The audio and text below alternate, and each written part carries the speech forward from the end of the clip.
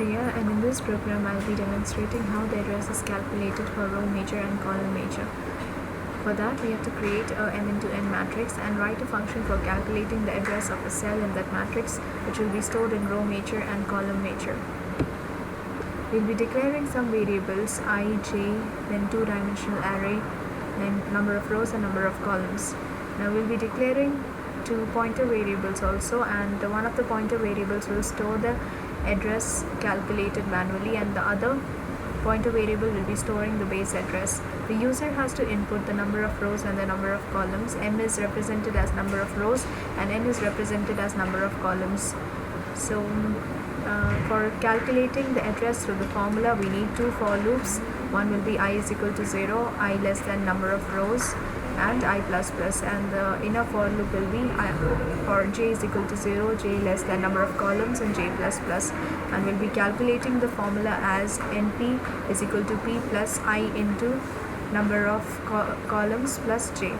So in the original formula we have lower bound and size also as parameters, but we won't be including those two parameters over here, because in C++ the lower bound and the size of the data type is calculated by itself.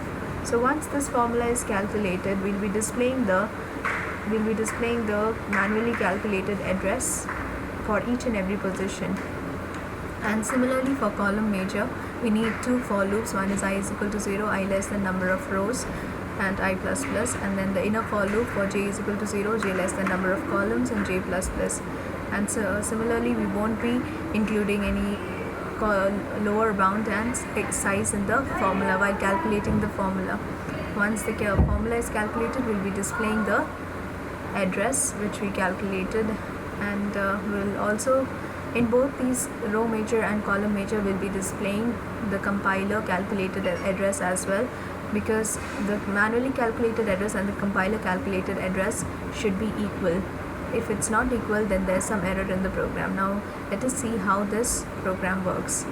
Now the user has to input the number of rows and the number of columns. I'm entering the number of rows as 3 and number of columns as 4. Now the compiler has displayed the number of